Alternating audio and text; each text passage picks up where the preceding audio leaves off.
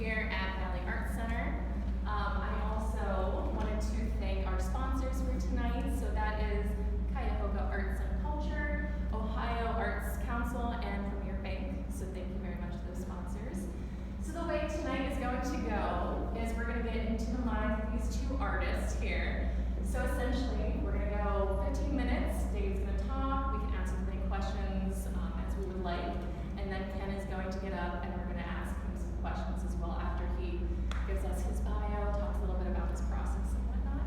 So please start thinking of some questions while they're talking. This is a night to, like I said, kind of get into the mind of the artist. So without further ado, Mr. Dave Kuntzman. You want me to speak for 15 minutes or can they ask questions anytime? If you want to open the floor to questions anytime, then I'll give you a quick background. okay. And then I'd rather be answering as opposed to, I think the bulk of you are here for Ken anyway. It's like, I guess I wrote a warm-up act. I don't know. So it's like, I'm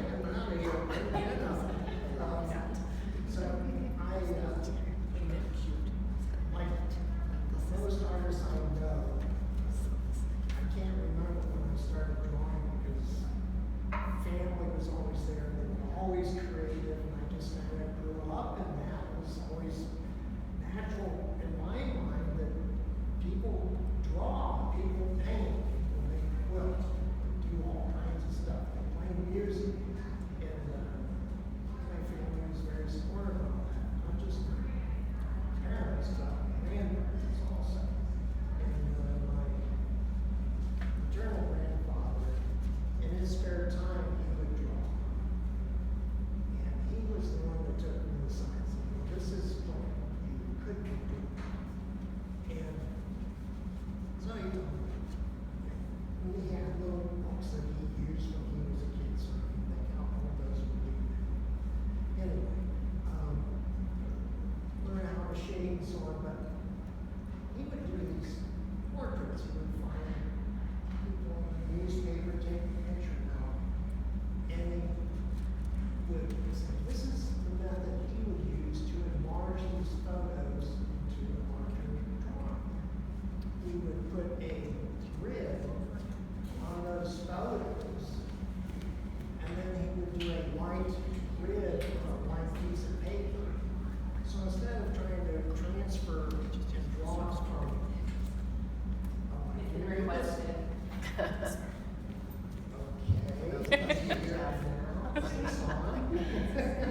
I'm sorry. Okay, well, I was reviewing how my grandfather showed me how he would recreate photos out of the newspaper. And that he would cut these out and mathematically calculate a grid work on that, which he would draw using rulers.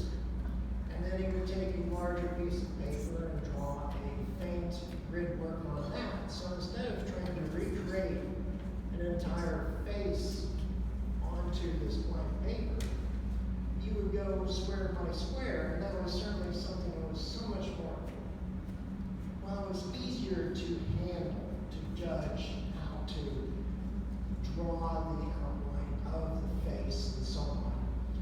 And I never really thought about that was actually my first time of using a grid. I was drawing, and it was actually a friend of mine saying, have you ever heard when you talk about your grandfather, that was probably the first time you ever did a grid, and now grids are permeating throughout all of my paintings. So, going through school, I went to a rural school, it was in Arlington, down in Alliance, Ohio. And they had no art history and barely an art class. The art teacher was a coach, so that was the class that all the athletes were there. And I still took the art classes and thought, well, I enjoyed this, but I was also enjoying the science and math classes. I was the typical nerd in high school, part of the science club and the chess club and all of that. And that changed a bit when I got my first electric guitar. So that certainly helped.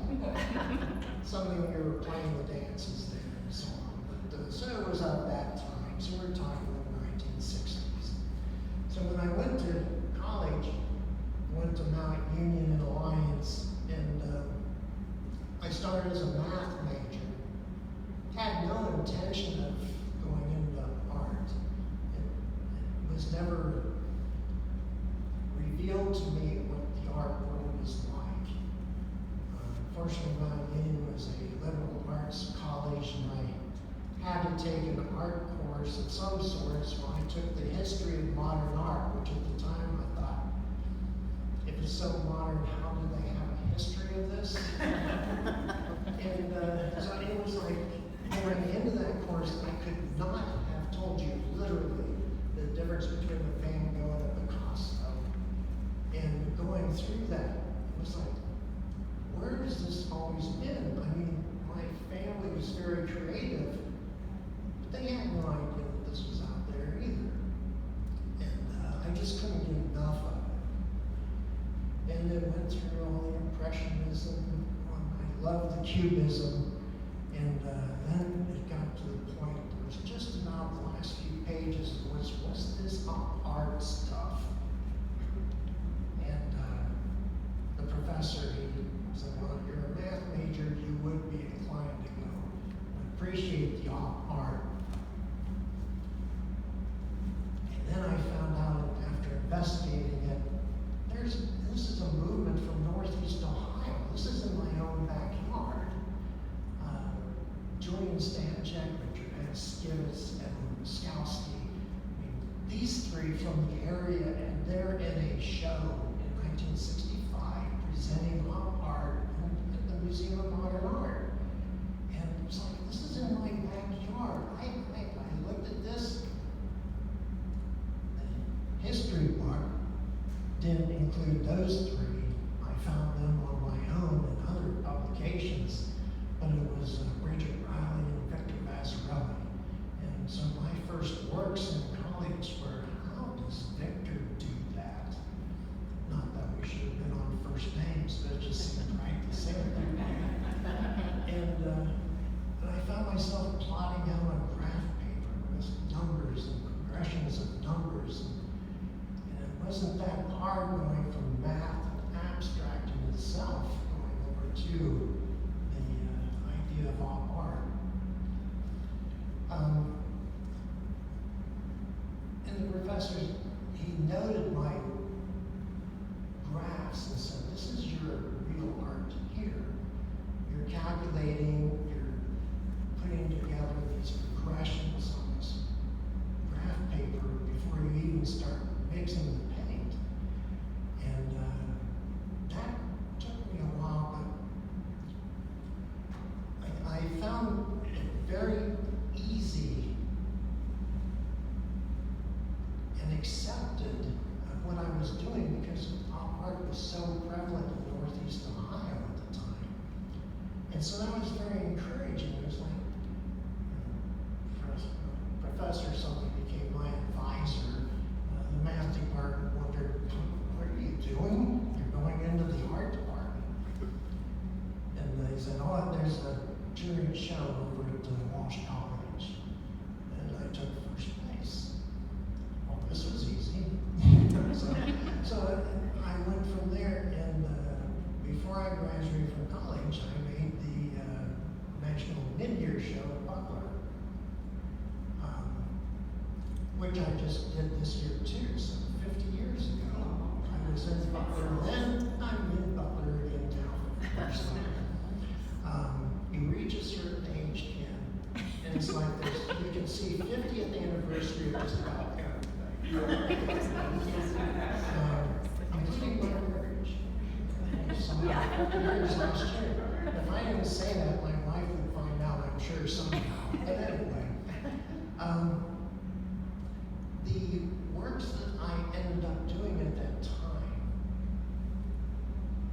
was almost as a challenge in that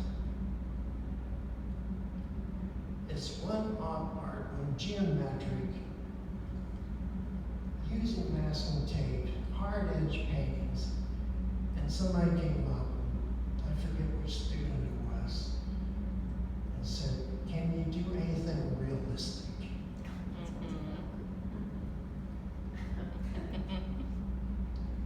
So I was a commuter, and I was painting in my basement usually. And so I would bring stuff in, so I thought, what can I do realistically but not lose the art? So I did this grid, and it was a simple grid, and it was a nice comparison of two color progressions, but right in the center of it, I painted it as if the canvas had torn and fallen down. And I just brought that in and just sat it in the studio at the art department at the college. And I waited to see the response, and the first person that came in that morning for class went up and actually put their hand on it trying to fix it.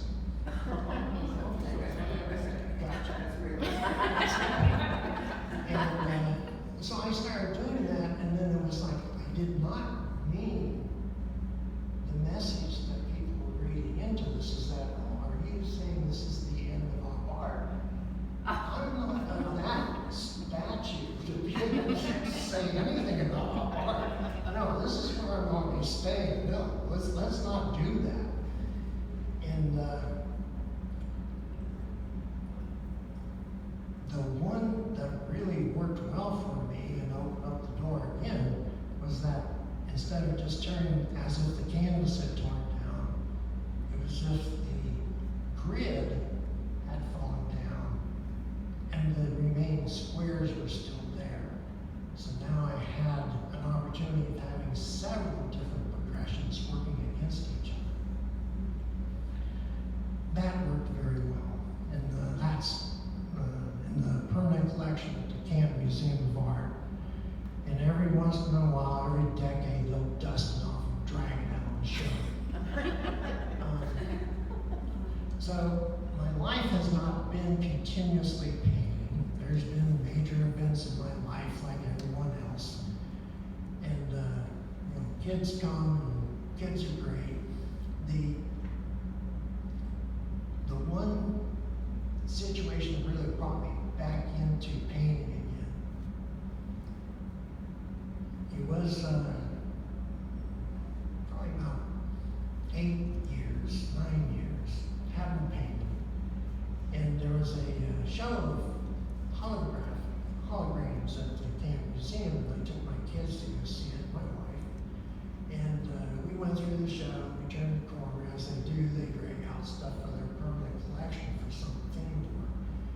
And there was a line, and my wife spotted it immediately, and she said, "Lauren, Lindsay, what do you think of this one?" I said, "Wow, this is nice." And Lauren went over and was just like, "It's you."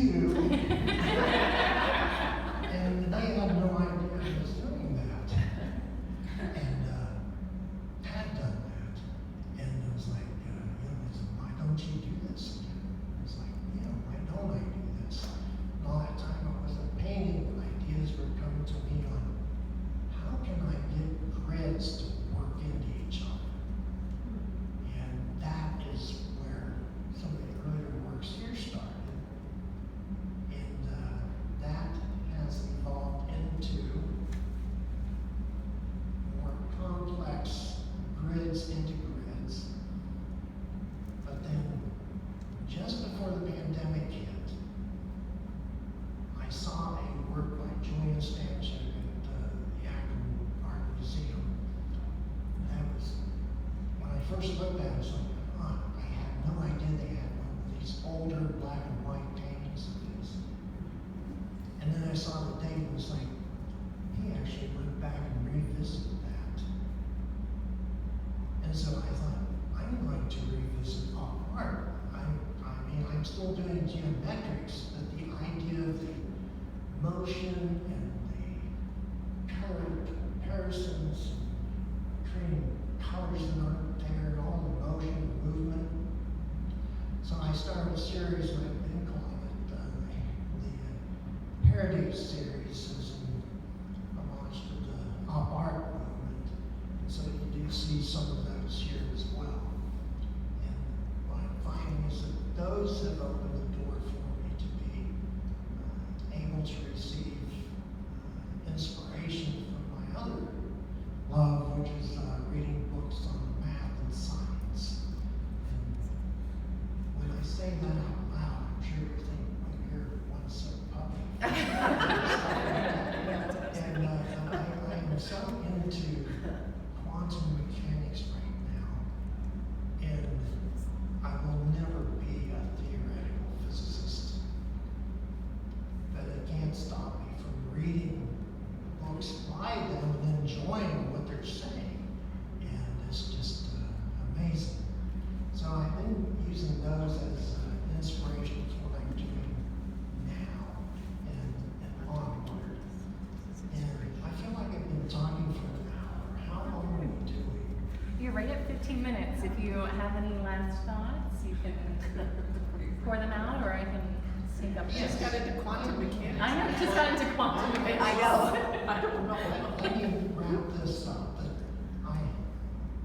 I have not been painting continuously for 50 years, but a good portion is 50 years. And I must say that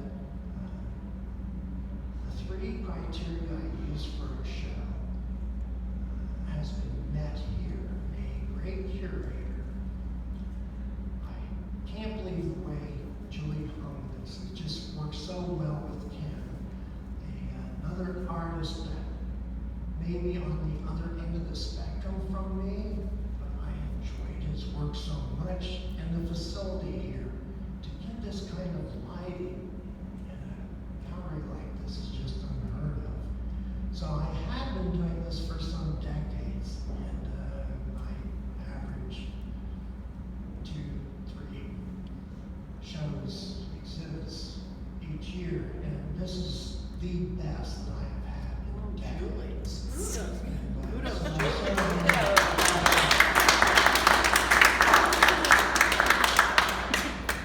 Well, there's the applause. All right, grab my own microphone here.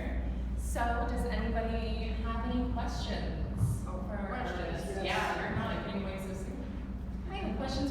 Yeah. Are the paintings you have here today, are those all current paintings, or some of them, some of your older paintings? I think the oldest here is around 2017, 2018, somewhere in that area. Oh, I'm sorry. I think the oldest here is about 6 years ago. And, but I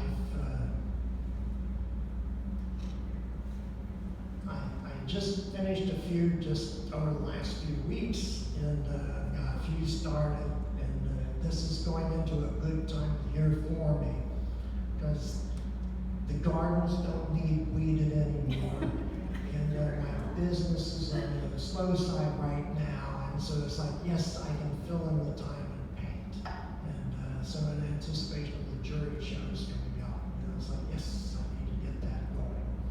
So, but the thing about even 6 years ago, so like the one directly across from me, with all the colors and so on, when people come up and ask me, well, how do you do this? I can start into my processes and so on.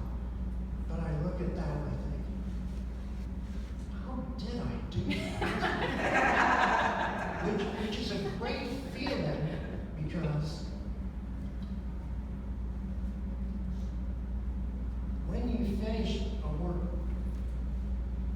you're not sure if it's good or bad, but you've got the time and the thoughts and everything wrapped up into it, so it's very hard to be objective about it. Of course, if my daughter's listening, I can bring her in, she's very objective. She'll tell me if it's good or bad. But when I get a few years on painting, then it's like my personal investment into it maturing, and I get to appreciate it more once there. And as a result, there's certainly some paintings of those years that are staying in the basement, never to see the light. It's, Setting on, I'm assuming the way you spoke, you're setting on grids, mathematical grids when you decide to make a piece of artwork. Is that correct? I mean, did I understand that right? You start with like making grids. yes, Is usually. that, yes. so when you do that, like looking at that multicolored one, is color play into it initially, or like how does it, what's the process? If you would have looked at my work decades ago, it was all about comparing color progressions versus leather. Now, color is secondary. The thing that I'm looking at now with the grid works, not the Heritage Series, but the grids, I'm more in tune of how do I progress this size, this angle of a grid into that grid. That makes sense. And so the colors, and also, what I found is that trying to work grids into grids and make it very ambiguous and very spatial and deep. And that's deep as in space, not meaning. I find that it's more of a challenge if I restrict it to just black and white.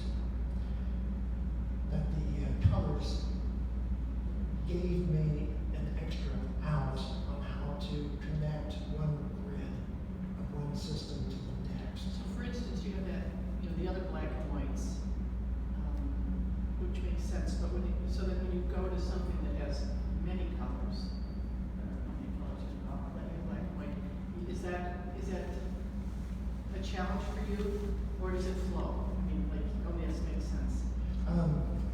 When I'm working on a heritage such as that, once I start, it's committed.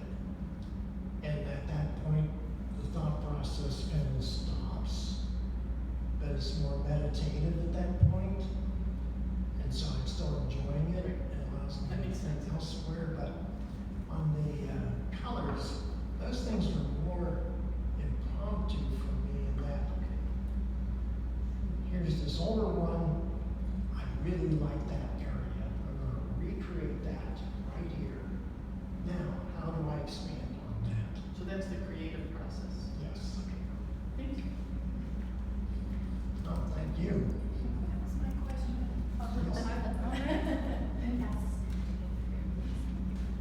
My question's two questions. One's really basic. How long does it take you to finish one of these larger paintings? I count on about 60 hours. And then my second question is, because I tend to do more like mixed media and abstract art, is yours is so precise. Do you ever like make a major mistake, like, and have to like start over again?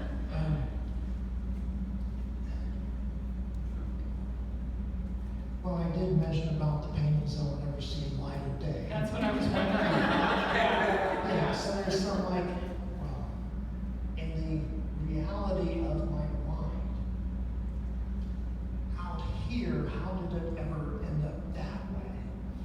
When I have visualized it and I see it this way. And so that, from time to time, that will be concerning. And then it's like, how long did I spend on this? And so, yes, there's times that it's like, okay, let's just gesture the thing over again and make something else. So, okay. Not any last questions? All right. I'm sorry. You already answered the question.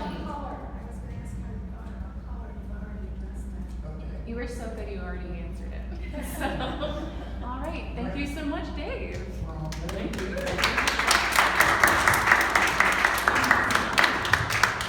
right, and next up is going to be Kenn Hetzel.